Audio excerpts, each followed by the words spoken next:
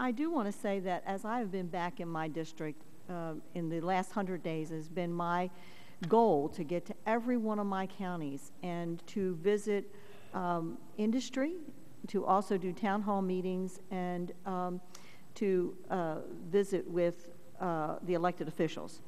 And without a doubt, the top two issues have been jobs and the spending. There's no doubt that's the issue.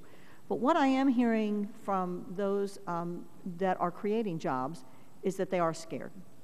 They're scared about what we're going to do to them next with regulations, with mandates. They're very uncertain about the economy and what's happening in the economy and the amount of debt. And you know what else they tell me? Is they have the money. They have the capital. And not only that, there's also the demand for them to grow their businesses and create jobs.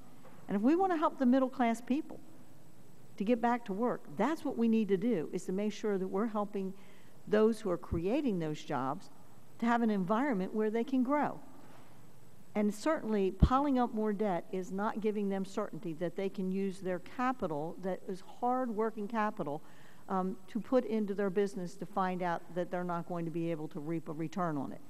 Ms. Boucher, you continue to talk about the rich. Can you define for me who are the rich?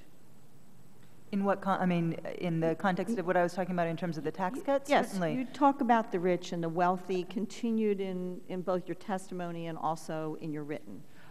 In that case, I would define it probably as the top 5% of earners in this country. Can you give me what that salary would be? That would be probably over around $250,000 a year, but I'm probably getting the math a little bit off, but I'm happy to.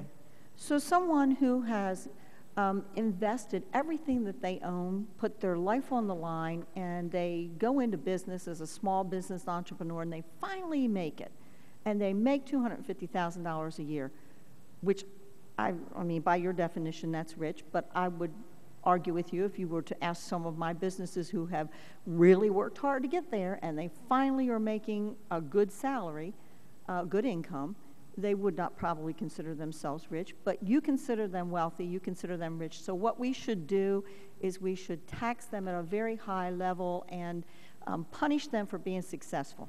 Let's go back to the tax rates of the 1990s, where we saw strong employment gains for everyone, and we saw growth for incomes across the board. So that's actually what I'm recommending, is that we reverse those tax cuts that gave the bulk of the tax benefits to people at the very top of the income distribution, but that didn't help the rest of us. It didn't help our economy. Ms. Boucher, I think that what you're doing here is you're trying to just isolate one thing and not look at everything else that was going on around that time that may have affected what was happening at that time. But what I'd like to do is I'd like to hear from the other panelists. Now, I will tell you that I think if there are tax loopholes for people who make millions and billions of dollars, as has been used, then yes, we need to take a look at that. If those people in those income brackets are not paying what we would consider to be their fair share.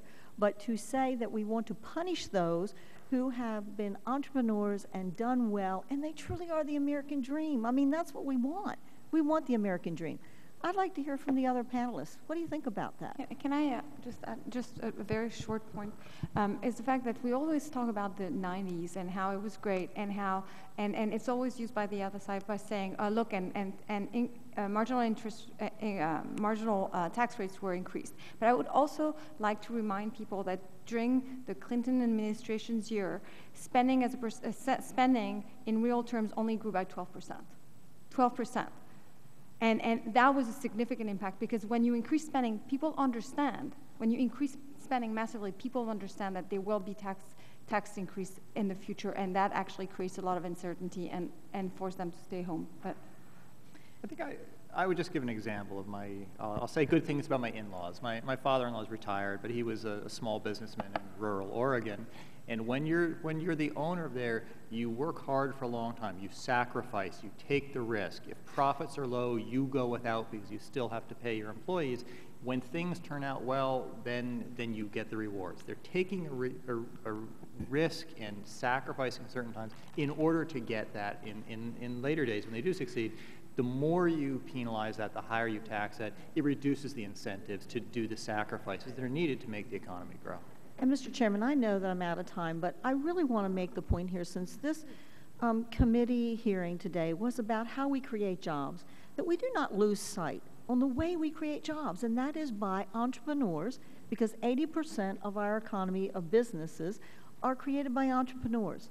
And if we really want to encourage our entrepreneurs to take the risk, we need to also say to them, we understand when you take the risk, we're not going to take from you. But thank you very much. Thank